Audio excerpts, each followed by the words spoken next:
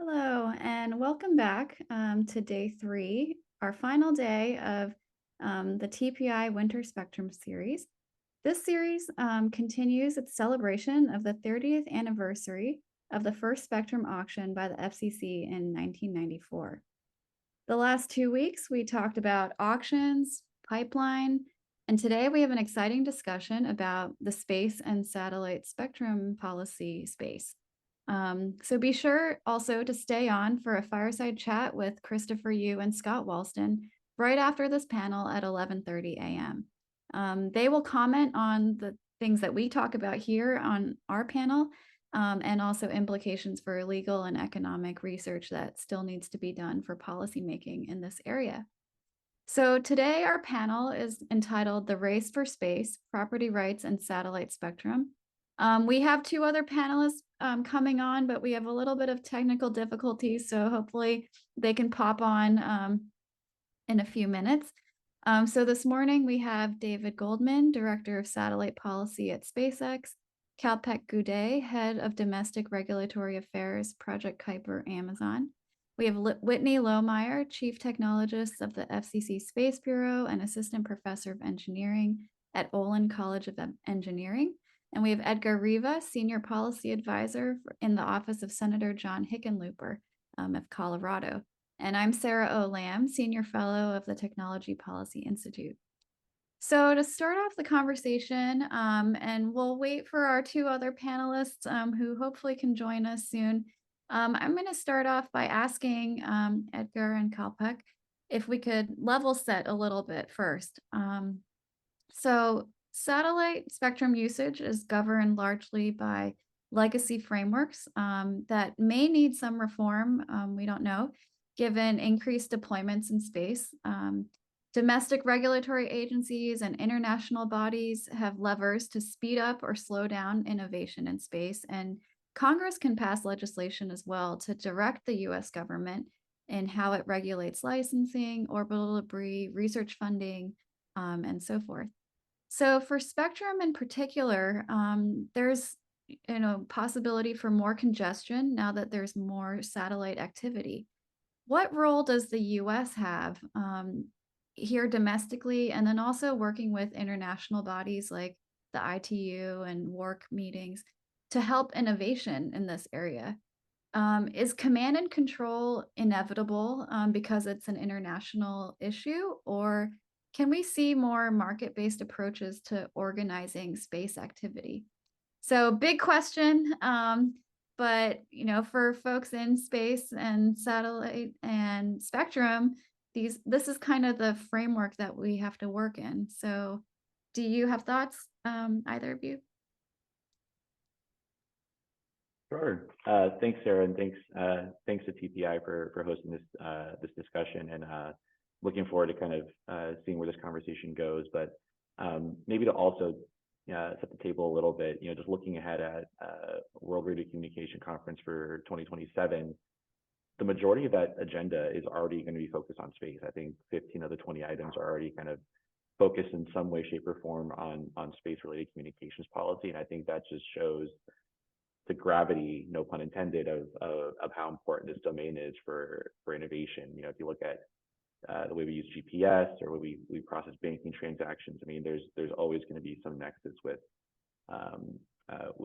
space policy. And so, I think one thing that Senator Hickenlooper has been focused on is really, in addition to the communications policy aspect, looking at the space traffic coordination mechanisms we have to make sure that, if we're looking at growing constellations, new NGSO or GSO operators, that we have as strong a capability as possible to make sure that we can manage all that influx of activity in low Earth orbit and beyond. And I think that's a really important principle that we saw discussed at WRC 23, and I think that'll continue going forward.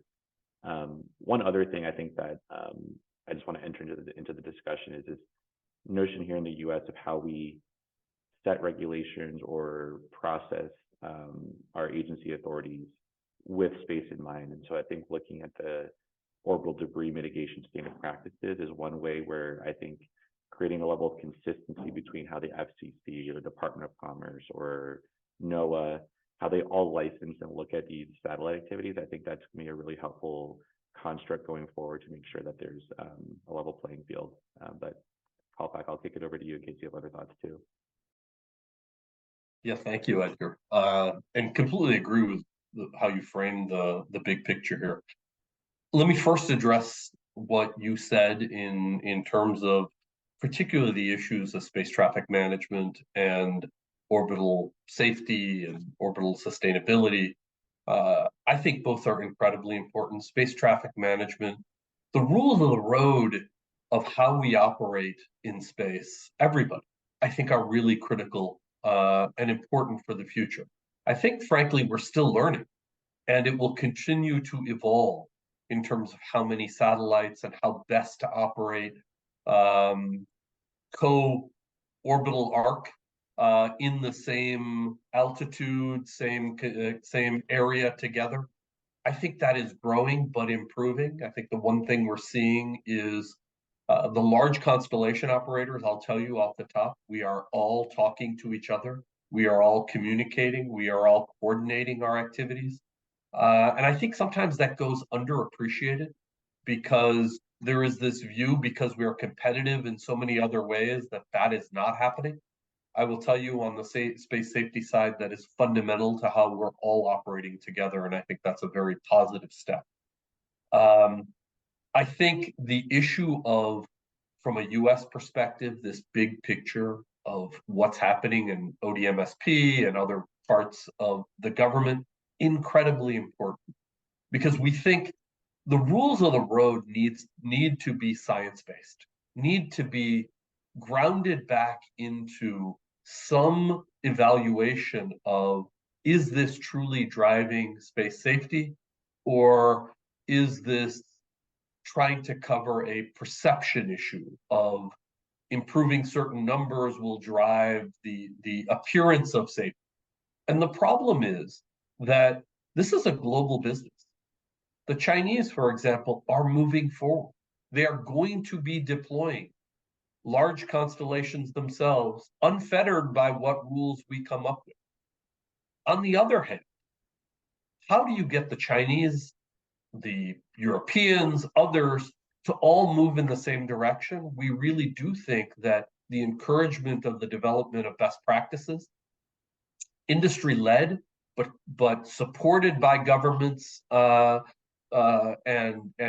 fostering sort of that broader adoption, we think that is the quickest way to get people to behave in a better way. Because I will tell you, I think most of industry wants to do the right thing.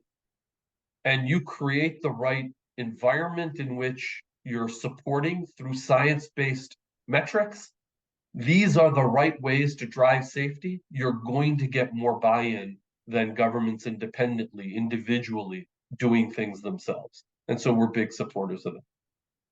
Sarah, on your original comment, I'll just make one big picture comment on spectrum. I do think people need to understand, obviously, from a spectrum thing for the last 20 plus years, auctions have been the direction in allocating spectrum. Satellites operate very differently. We share, in almost all bands, we share spectrum, not just between satellite operators, between different technologies. GEOs share with NGSOs, we share with terrestrial. That is all the more important and critical as you move up in spectrum band. I mean, what we've seen is in the millimeter wave bands and 28 gigahertz and beyond, the allocation of spectrum to terrestrial through auctions has led, I would argue, to really inefficient use of that spectrum, because the propagation characteristics of millimeter wave do not lead to broad nationwide or wide area coverages. They're very localized in usage, where if you then allocate that spectrum on a nationwide basis, it really leads to less utilization. And I think that is creating friction for satellite usage of some of those bands where we think we can deliver more value more quickly to more people. So I'll stop there. Thanks, Kalpak and Edgar, and just wanted to welcome on Whitney and David. Sorry for technical difficulties to get you on, and David's calling in. But I can repeat the question that I posed to them. I was asking if we could level set a little bit about just the framework of regulation that we have, domestic regulatory agencies, international bodies, and then Congress and the US government, and what kinds of policies we can make domestically, but also since this industry is international, how do you balance the two? And especially to promote US competitiveness and innovation. So just had thought, wanted to ask you, and then for Spectrum in particular, but space in general. So maybe we can hear from you, Whitney, and then David, your thoughts about this question of, can we see more market-based approaches for organizing space, or is command and control inevitable? Sure. So hello, everyone. My name is Whitney Lohmeyer. I'm Chief Technologist of the Space Bureau, and I started in this industry about 10 years ago now as one of the initial members of what is now OneWeb. So I was an engineer there, and I worked with Kalpak and worked with a bunch of folks in the industry. And what I'd like to do is address your first question, thinking about the regulatory frameworks that exist and kind of shine light into the WRC process and how we come up with US positions and the FCC's role in that and industry's role, and hopefully in doing so address your other question. But so the FCC, Federal Communications Commission, works with industry and NTIA, and ultimately the State Department. State Department oversees kind of the US position, if you will. And we hear about the WRC, but unless you've actually attended it, it's kind of this mystery. But it's a meeting that takes place for a month every 3 years. And in between those meetings, there's study cycles. And so leading up to the WRC, where decisions are made about studies that have been taking place, there are also decisions that are made at the WRC about future studies. And so the FCC engages in the working parties that look at these different issues. They lead them. They serve as US heads of delegation. They also work with what's called the WRC Advisory Committee, which is made up of industry advisors who come forth and advise the FCC on the state of industry. And the FCC then takes those positions and communicates with NTIA, which oversees effectively federal spectrum, federal entities like NASA and NOAA, and ensures that their spectrum needs are being met. And then we put forth these positions, we reconcile the various needs and stakeholder inputs to the regional bodies, which ours is called CTEL, so that handles the Americas, and then those go forward. And so I think what's most important today is to note that in order for us to ensure that we're maintaining leadership and that all voices are heard, is that entities, individuals are, as part of regulatory teams of companies, participate in this process. I will hand it over to David to talk more about congressional side and also add any color that he'd like. Hey, everyone. Thank you so much for having me. I apologize for joining a little late and missing Kalpak's and Edgar's answers, which hopefully my answers are consistent. But this is such a great question to ask, because I think what we're seeing is access to space has dramatically changed over the last several years. And excuse me. And so what we're seeing is more and more companies are interested in deploying space-based systems for more and more services with new innovative ideas that no one would have thought of in the past. But because space is more accessible, because it's more affordable, there's now new business models that were never available before. And because of that, that's why this is such a great time to ask this kind of question, is, are our rules, that many of them were formulated decades ago, are they still up to the task? And I think, excuse me, I I think that there really is, in some cases, the answer is no. But I think Chairwoman Rosenworcel is a bold thinker. You know, she's made the point over and over again that the new space age needs new rules. And that seems absolutely right to me. And the formation of a Space Bureau is a great step in the right direction. But I think the next step is to start looking comprehensively and ask whether our rules are scalable. Because in your question you asked about command and control, inherent in command and control is a case-by-case approval of every single application that comes in. And what we're seeing is applications are piling on top of each other. And more and more services are applying. There's more and more systems that are applying. Existing operators are applying for more and more new things. And case by case may not be able to handle that anymore. And so I think it's time for the new Space Bureau to really start kind of taking following the bold leadership of the chair of really starting to ask the difficult questions of, is there a better way that we can do this? Is there a new way we can do this going forward? Yeah, great. Thanks, David. So based on that, I mean, I think that opens up questions about speed and about approval cycles. But then there are also those trade-offs, like, you know, what happens with business conflicts, like incumbents and new entrants. And so that's why it seems like this discussion kind of sometimes goes in circles. Oh, we need a market-based way to value which uses can come first, or, you know, a weighing system. But then, oh, but there's still need for like central command and control decision making. How do you folks see that interplay? I mean, is it possible, or are there small tweaks that can happen, or do we study the path towards doing that? I would argue that because I don't disagree with what David has said. I do think that speed of processing of applications and speed of processing of new services incredibly important. But I think the challenge in a shared spectrum environment is, how do you do that until you have clear rules on spectrum sharing? And give the Space Bureau enormous credit. They have already moved forward on an NGSO spectrum sharing rulemaking last year.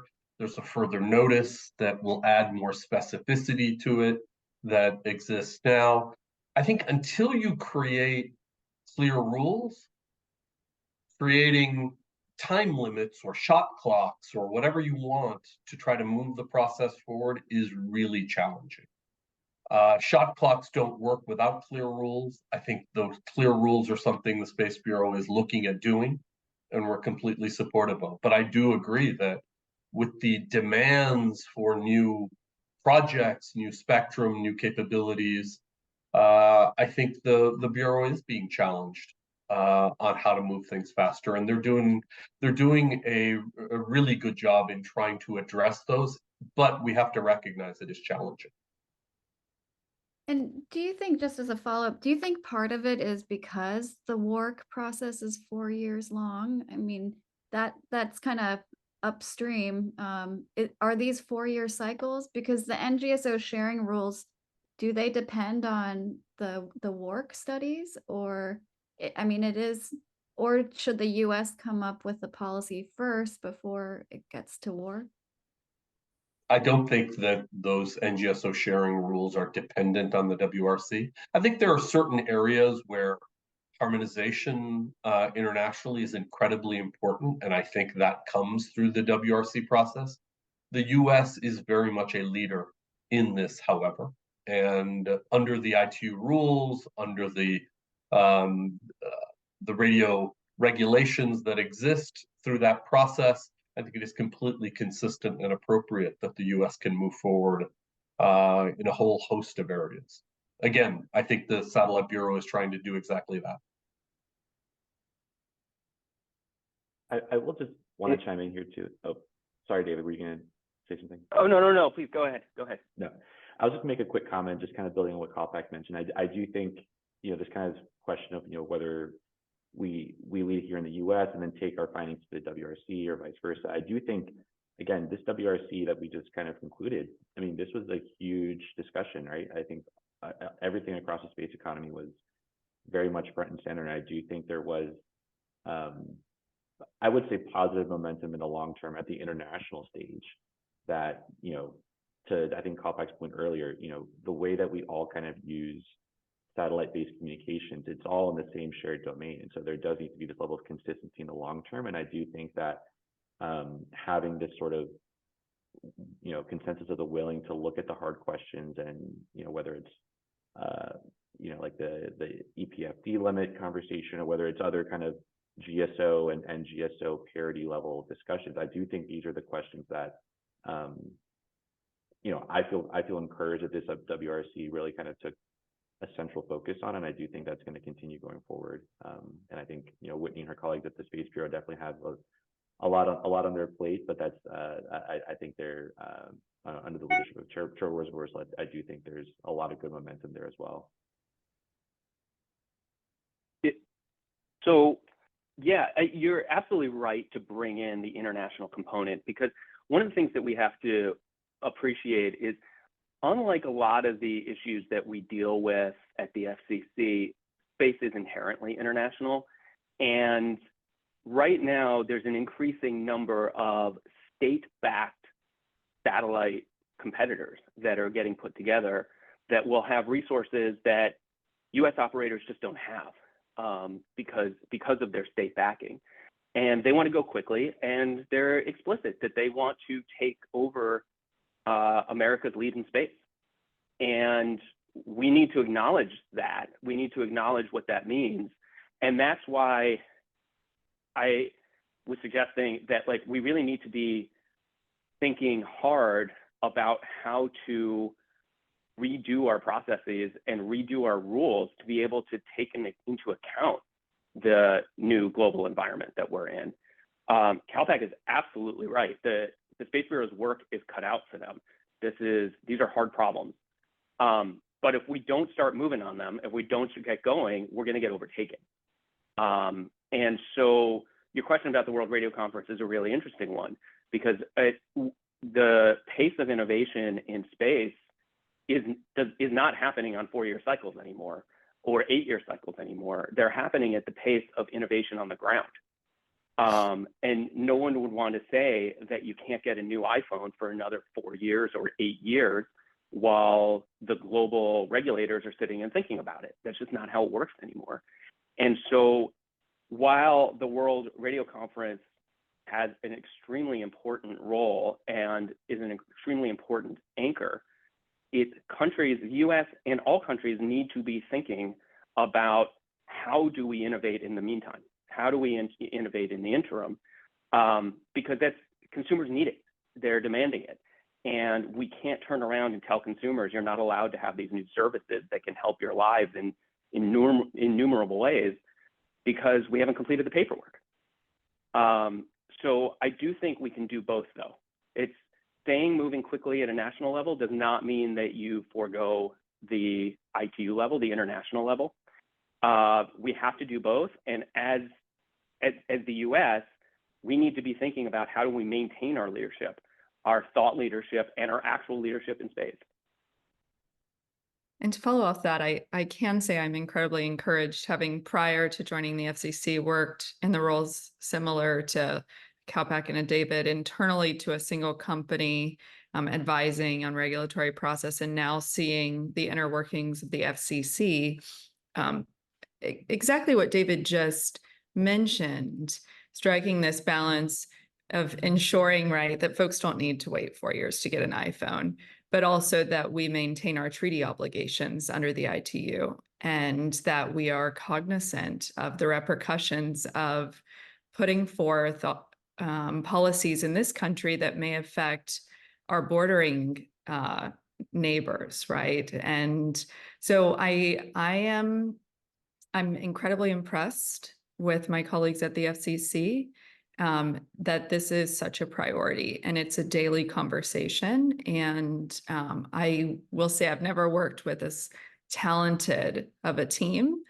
And it's also, right, it's such an exciting time. And there's, I mean, I can't even begin to describe, like, we see if you launch something into space, realistically, you're going to want to talk to it or hear from it. And every one of those entities through the US comes through our office, and we often talk to these groups and we see them. And the different applications and services, we couldn't have even fathomed them 2 years ago. There's companies that are launching microgravity environments to kind of generate molecules that have longer shelf life for pharmaceuticals. There's companies that are wanting to launch technology to effectively manufacture retinas and bring them back so that they can reverse neural degeneration in the eye. On the other hand, there's these in-orbit servicing and manufacturing. We heard at the WRC of even space hotels. I mean, we weren't thinking about these. And as we've been talking, right, we have to maintain leadership. We have to respect and abide and participate in the ITU process, understanding the international repercussions that we can go ahead and put forth our policies, and we are, and that everyone is looking to us, for example. And so we take that very seriously. And I've been on the other side where you're just like, what's happening? You know, I haven't heard anything going on with this proceeding. Is it just kind of sitting on a shelf? And I can ensure it's the complete opposite. It's actually different entities within the FCC are communicating. We're communicating with other government agencies, and we're ensuring that all relevant parties are a part of the conversation. Hey, Sarah, can I respond to that real quick? Yeah, sure.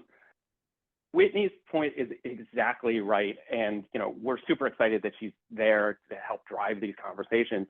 One example of where the Space Bureau is actually doing a great job on exactly managing this tension is that at the World Radio Conference, there was a lot of discussion, and there ended up being a new agenda item that got passed on the supplemental coverage from space, or the direct-to-device proceeding. The US was very active in shaping how that would go, but that's going to be a 4-year process. And again, the chairwoman and the Space Bureau have said, well, we're going to engage in that process, but we can't withhold the service from consumers in the meantime. And so they're engaging in parallel and doing a rulemaking, which is great. I mean, that's the model of how this can work. At the same time, another interesting thing that Whitney pointed out is, like, all these cool things that are happening in space that nobody is envisioning. You can't see it in advance. But that goes to kind of, as we rethink how these rules can work, the case-by-case model is not going to be able to withstand this. It's not going to be able to enable an innovation if we continue to go that each application needs to have its own separate review, multi-year review. We need to start looking at what's been successful in other places. And I heard Kalpak say it earlier of, like, what's going on in terrestrial with auction doesn't necessarily work in space. I think that's right, but there are lessons that we've learned in terrestrial of what works there and what doesn't. And one of the things is, can you have more flexible licensing? Can you have more fungible licenses? When you have command and control, these licenses can't transfer. And so everybody's stuck with your own unique license. And if they can't manage it, it's very hard to then have someone else come in and kind of pick up where they left off. It just gets dropped. And you get these kind of first in time, first in right rules that make it much more difficult for later entrants to come in. And I think there's models that we have on the terrestrial side that have made the US the leader in terrestrial wireless, that got the US to be first to 5G, that we can then see if we can start thinking of ways, and I totally take Kalpak's point that this is a heavy lift, but can we take any of these larger lessons and start applying it to space licensing? Because otherwise we're just not going to be able to keep up. We're just going to drown in the new innovation and the new applications that are coming in. Yeah, just to add to that, don't disagree. I think look at what's happened on the terrestrial side. It's complicated. There's lots of things that they moved in that direction, but one was They use standard setting to really drive a commonality of approach. I think for a variety of reasons, that's more complicated on the satellite side to do it. But it doesn't mean that the industry-based best practices work when we're getting to the issue of space sustainability can't help drive some of these things forward in a much more similar and common way, rather than looking to individual governments or collectively governments to set forth from above, here is how everybody shall operate. Let that come up from the bottom, let industry develop some of those practices to move forward. I think you're going to get a much faster development of such rules and best practices, allow much more development much quicker. So in a very similar place with respect to space sustainability, I think that is an exact kind of an example of sort of a parallel in the terrestrial world.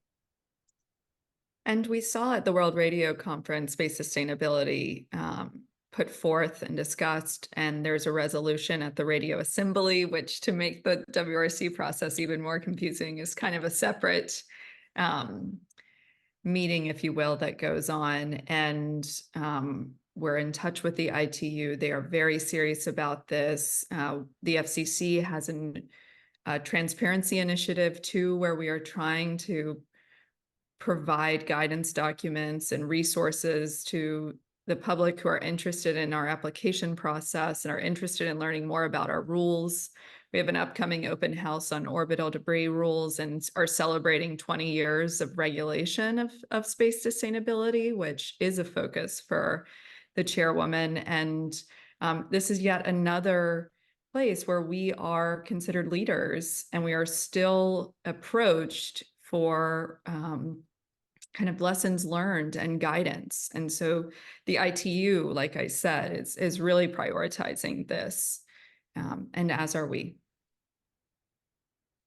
So to bring also some current events to the discussion. So last week there was a headline about a partnership for mobile satellite services, about direct to smartphone satellite communications. And so there were a lot of GEO satellite operators on the L and S bands, Viasat, TerreStar, Ligado, Omnispace, Yahsat. So they're creating a partnership to use their spectrum to do direct to smartphone. In an article that I read, they talked about also the LEO satellites like SpaceX, Link, and AST Space Mobile using cellular spectrum to do a similar service, but not quite coordinated with the GEO satellites. So what do you all think about, there is a question of new entrants, new companies trying new things, but then there's also incumbent GEO satellites working with low Earth orbit networks. Do you think there'll be more like cross mergers or deals, partnerships between GSO and NGSO operators? That's one kind of dimension. Maybe there are rivalries between GSO and NGSO, but would there be partnerships too? I can speak to this, and sure others will have thoughts too, but I guess historically, there was a major effort in the 90s and early 2000s to launch low Earth orbit constellations for broadband. And due to various reasons, those networks didn't pan out for the most part. And so this is really take two, and it's been a huge success. But even from the beginning, there have been partnerships with the GEOs and the NGSOs working together. So OneWeb, Intelsat, and interoperability has been a focus of the industry, especially as these new players, OneWeb, Starlink, Kuiper, come on board, and GSOs see opportunity in providing services and expanding their service capabilities. So We do see articles written about the challenges in the regulatory world and protecting these different networks and coordinating and ensuring that we protect incumbents. And just with any sort of market, there is consolidation over time, there is innovation. And so I think everyone is kind of coming together at minimum to coordinate, and then as well to think, what is this industry going to look like in the next 5 years, 10 years? Like we said, we weren't talking about manufacturing pharmaceuticals or space hotels or things like this even 2 years ago. And now we are. And so I will say this has definitely, interoperability has definitely been a part of the conversation of the last decade. And so we'll continue to see that, I think. I'll jump in here to say, I think interoperability, collaboration is a great thing if it's done for the right reason.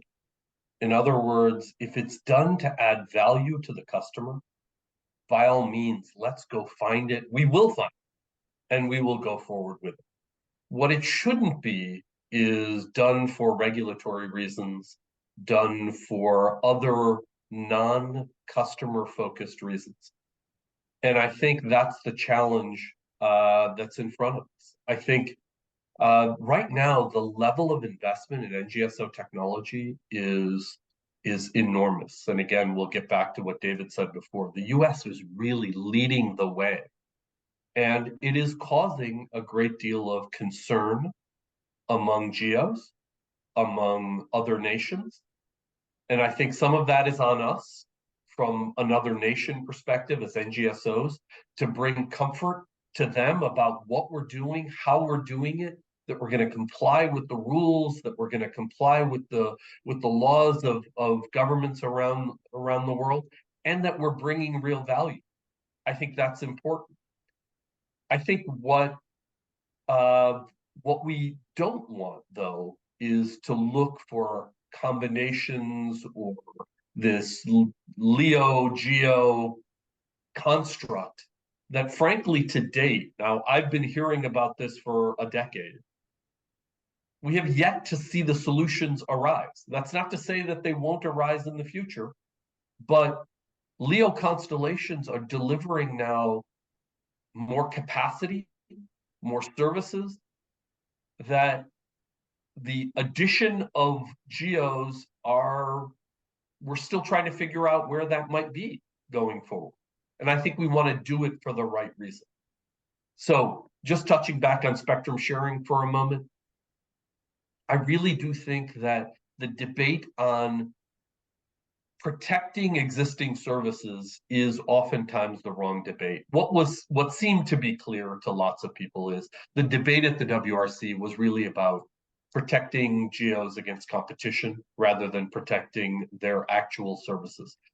What we were looking for, what the NGSO community was looking for, was studies to evaluate whether the current rules are appropriate to be able to protect GEO services. That's the question that was blocked. It wasn't let's move to a different paradigm. It is, let's study whether we can move to a different paradigm. I think we have to move past that and really start embracing a more efficient use of spectrum. So I'll stop with that. Yeah, and so to build off of that, spectrum efficiency is what's going to make all of this work, right? It's the way you can have different kinds of technology to serve different consumer needs. And the way you have new competitors and new entrants come in is if everybody is efficient. It's not just the new entrants, but whether incumbents have to improve on their technology over time. They need to also, you can't just sit there, you can't drive a horse and buggy on the highway anymore. You have to keep moving forward. And so as Kalpak was talking about, one of the things that the US was leading at this past World Radio Conference and should continue to lead is, are there protections, and in this case, the one that Kalpak was talking about in particular is these protections that were built for geostationary satellites 25 years ago, when there weren't any of these next generation satellite systems really in place. Are those still the right ones? Or what we believe is, can you actually maximize the efficiency of these new systems, optimize these new systems to bring service? Because remember, the point is to bring new service to people. It's not about protecting companies or business models. It is about bringing new service to people. And so is there a way that you can make sure that the existing customers don't get harmed while you allow these new next generation systems to come online and provide service for more people, and faster service and better service and higher capacity service? And that's where US, again, Chairwoman Rosenworcel, when she was saying it's the new space age and it needs new rules, this is a place where she's really been a leader, and the FCC has been a leader on this, is driving for, can we start updating these rules? And I think the FCC, Kalpak's been talking about the spectrum sharing proceeding, that's between NGSOs, right? That's between these new kind of next generation systems that are coming online. One of the things that we proposed that the FCC took on was protections for the older systems, which, by the way, older is not old. Older is that things have been coming on in the last few years, but for new entrants, do those protections need to stay in place forever? And what we proposed is no. Even for our system, we propose to sunset those protections over time. Because again, you can't drive a horse and buggy on the highway. At some point, you need to be able to innovate your own system over time and make it better over time, and allow other operators to come in, and that'll drive efficiency. And we should be looking for these places to drive efficiency. So we propose sunsetting protections on our own self. And I think the FCC took that up correctly. And I think looking ahead, we should be looking to see, are there other protections that can be sunset over time to drive everyone, new entrants and incumbents alike, to be more efficient, to make sure we have more competition, to bring more service to consumers. So to go into that question a little bit more, also, so we talked about NGSO sharing, and then GSO to NGSO sharing. Is the discussion in the US, is the FCC able to make rules between the US region, between sharing rules between GSO and NGSO operators just in the US? Like what areas do they punt to the international sphere, and what can be done here at home? So the quick answer on that is yes. Under the ITU's rules, you can change your national rules within your borders as long as it's not harming countries who are adjacent, who share a border with you. The U.S. is uniquely situated to be able to do that, considering the size of the landmass and the few number of borders that it has. And so that is something that the U.S. should be considering, is, are there things that it can do within its own borders at the same time that it's participating in the more drawn out ITU process? And the US has done that before and demonstrated incredible leadership to the rest of the world, because if it works here, that can be demonstrated to work elsewhere. And so I think it's a valuable tool and opportunity for the US. And so for our final little segment, I just wanted to get your all's takes on, what do you think are the most important policy issues for the next 5 to 10 years? So maybe start with Edgar. What types of bills are you working on? I think I've heard murmurs of a space package for next year. And then just hear from each of you, like what should policymakers be thinking about?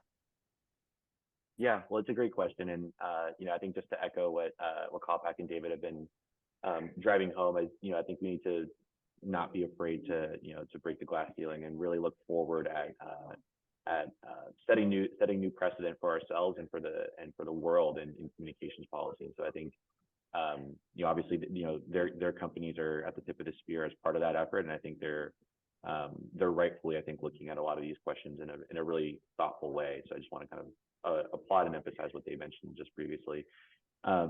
For I think going forward, I think on the congressional side, I think one thing that Senator Hickenlooper has been thinking about is how do we kind of let science drive the decisions that we make, and how do we really kind of put that at the forefront of crafting legislation. I think there's oftentimes a lot of a rush to kind of one corner versus another, and I think that, you know, whether it's in the NGSO versus GSO discussion or any other policy debate, I think there's really kind of an inherent need to kind of play defense before somebody plays offense. And I think what we should really be thinking about is how we create a sustainable environment for everyone to compete in going forward, especially in space. And so one of the things we've been thinking about is developing these technologies for spectrum sharing. You know, one of the things that we're really proud of in Colorado is we have the NTI Research Lab, the Institute for Telecommunications Sciences there. And if anyone hasn't had the chance to visit that facility, they do incredible work. And I think they're really kind of at the forefront on the federal side and working with the FCC on kind of different spectrum regimes that are going to be beneficial to all these technologies. One other bill that we've been working on and has passed the Senate last Congress and again this time around is the Orbital Sustainability Act. And really, when we kind of look at this international stage, one of the things that we've been really focused on is how do we have these technologies able to, you know, maintain this operational environment that Amazon and SpaceX and all these other operators reside in going forward. And so what that bill does in a nutshell is it really kind of kickstarts a demonstration project for in-space servicing, active debris removal through NASA, but then kind of creating a new commercial market for these technologies to kind of lead the world going forward. Two other quick things from our end. You know, a lot of the discussion here today has been focused on international regimes again, and one of the things we should also be thinking about, separate from the ITU, is the U.S. obligations to the Outer Space Treaty. And, you know, those are things that, you know, I think transcend communications policy, and I think are really at the forefront of, you know, whether we're talking about space hotels or microgravity labs on orbit, this question of how we continuously supervise these activities as a nation is really, you know, a pressing question. And I know the Biden administration has been taking some steps to propose a new framework for supervision under the Outer Space Treaty. Senator Hickenlooper has been working on a similar proposal that creates this framework. But more importantly, and I think this drives home all the discussion today, it creates clarity, creates consistency, and it's forward-looking. You know, I think if we establish these policies and have them locked in one point in time, we can often find ourselves 2, 3, 4, 5 years down the road and wish, oh wow, I wish we thought about that before. I wish we had a more flexible kind of, you know, portion of our bill to kind of consider these new innovations that we didn't think of at this point in time. So the mission authorization is another kind of focal point for our office just recently. And again, you know, I think there's so much to unpack in space and communications policy, but I think these are just some things that we're most interested in.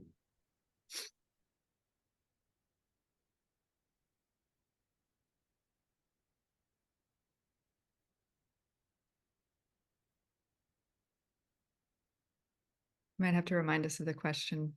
Yeah. So what do you think is the most important topic or topics that policymakers should be thinking about for 5 to 10 years from now? I think, to echo, space sustainability is high on the list, as well as the frameworks around NGSO systems, supplemental coverage from space, ISAM, the in-orbit servicing and manufacturing, protection of incumbent networks with a view towards new entrants. And I'm sure there are some we can't even fathom.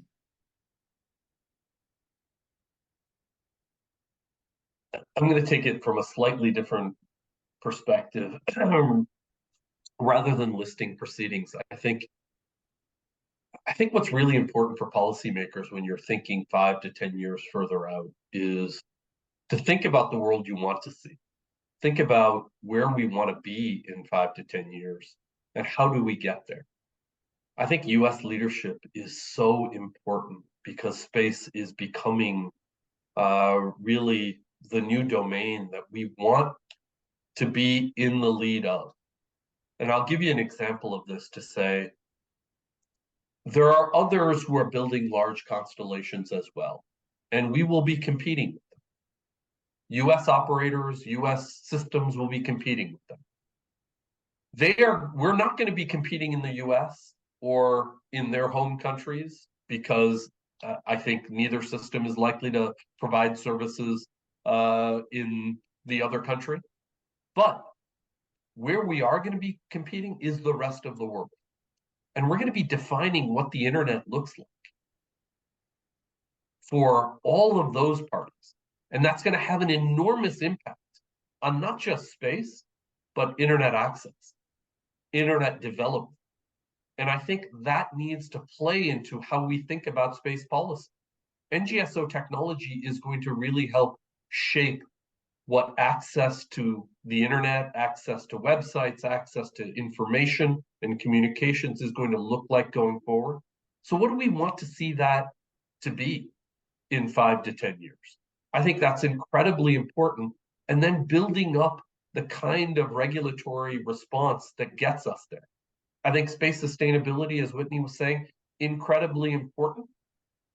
But we have to recognize that governments don't have all the answers today. We do want them to be, and I think all of the players in government want it to be science-based how we approach this. But we have to ensure that that's the case, rather than, I'll say without being hostile to anybody, it's sort of, we don't want these rules to be reactive. We don't want them to be something that we're grabbing on to create the appearance of space safety, but we want it to be defended by the science. And if we can do that, I think we're going to bring the rest of the world along with us. That's what leadership looks like.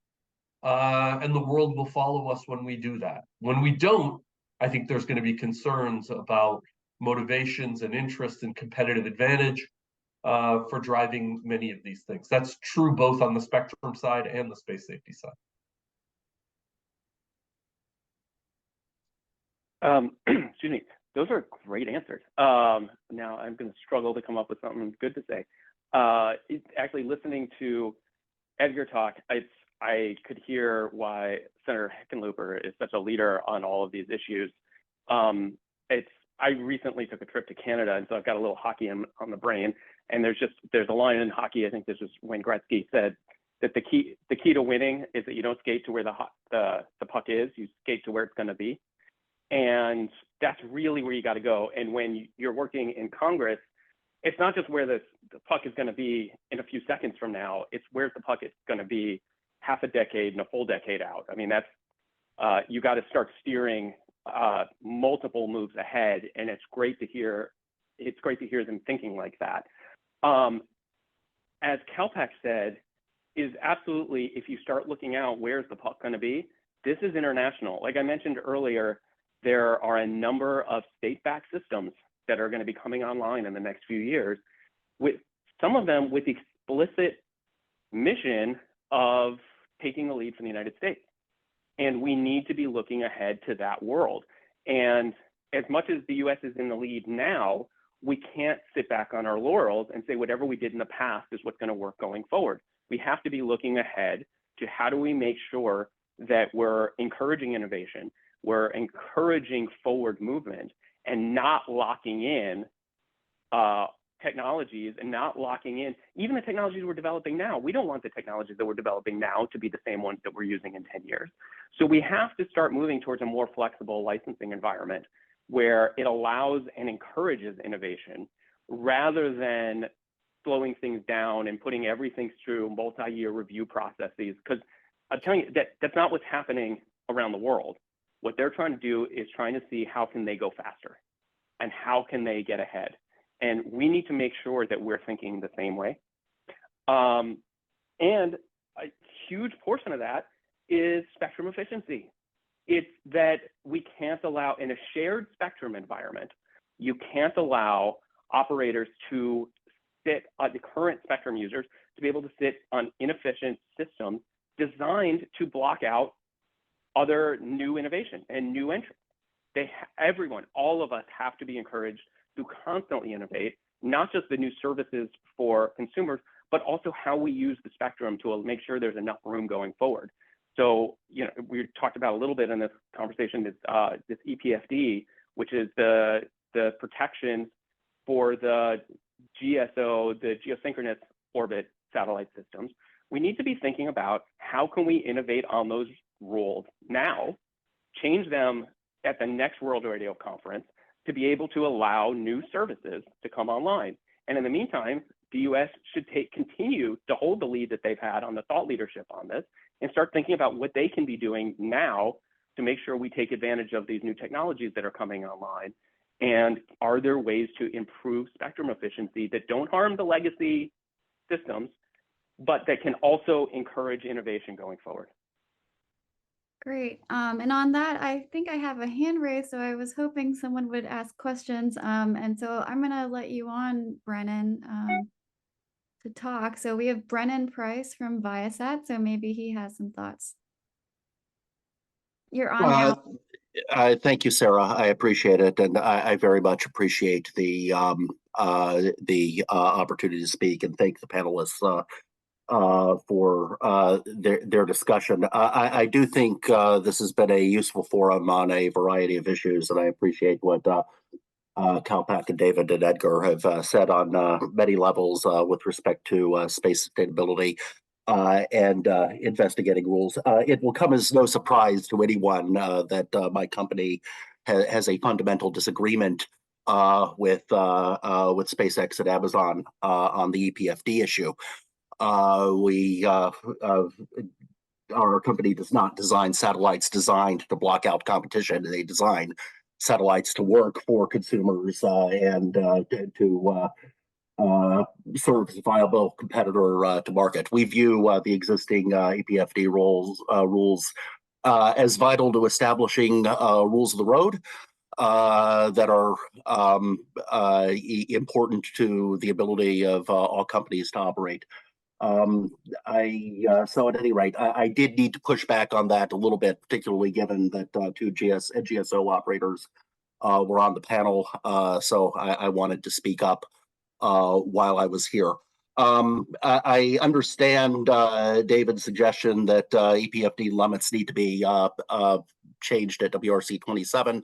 I do not believe that squares with the output of the conference, which quite plainly states that there should be no regulatory consequences to any forthcoming studies at WRC 27, and a change in the EPFD limit would be a regulatory consequence for those of us who rely on it in the bands where GSO has priority. We would also note that none of the NGSO operators are proposing to revisit their primacy at the 28.6, 29.1 segment and the corresponding downlink segment as well. So at any rate, I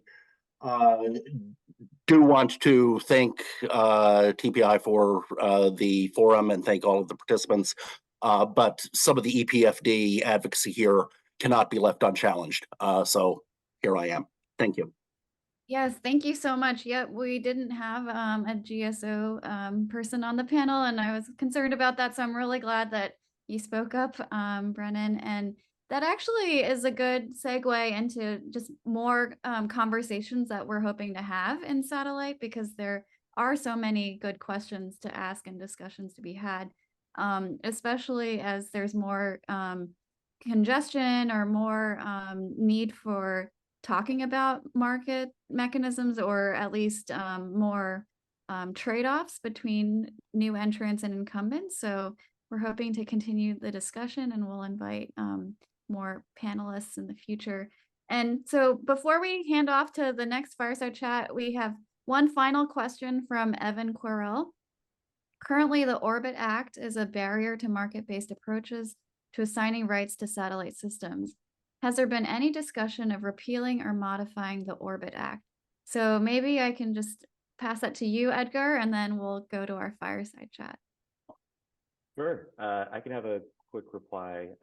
So, as far as repealing or modifying, I mean, it's only cleared through the Senate. It's still under consideration in the House. And on the point of the Orbit Act, it's really about creating the technologies that can remediate debris, whether that's from a satellite, whether that's from another object in space. That's really all we're talking about here. And to kind of using this hockey analogy, looking at where the puck is going in the future, there are no global leaders right now in debris removal and sustainability. We want the U.S. to be the first, and the U.S. should be the first, and that's the premise behind the Orbits Act. And so it's really a tech demonstration focused bill, but happy to continue the discussion as our office is with any stakeholder on any issue. So we'll continue the discussion. Great. I just wanted to add sort of one comment before we leave. Brennan's comment on EPFDs, I think, is a fair one. But I do want to circle back to the issue of what was the question at WRC. The question at WRC was, let's study the issue. Let's figure out if rules that were built 25 years ago are still appropriate. Those rules, by the way, I was involved in that process. Those rules were about protecting very different GSO services back then. It was about protecting video distribution of how ESPN gets distributed to cable head ends around the world. That is very different, and the protection criteria is very different than what is required for internet connectivity. I think studying those issues is fundamental, and we're happy that the ITU also and the WRC recognize the need for those studies. So we are very pleased that we're moving in the right direction to improve and update those rules to drive efficient use of spectrum and more competition and more services to customers. I think at the end, that's the goal. So thank you. Hey, and Sarah, I know you have to go. I just 2 seconds. I actually kind of wanted to apologize to Brendan. He made a fair point. I did not mean to say that the geo satellites or the Viasat satellites were designed to block out competitors. I think I said it sloppily, and I apologize. That's not what I meant. What I meant to say was that if we don't look at updating rules over time and sunsetting rules over time, that it encourages inefficient development of technology. But I did not mean to imply that the systems were specifically designed to block out competitors. So I apologize for that. Great. Well, hopefully let's have more of this discussion. So we'll schedule another panel, and that would be really interesting.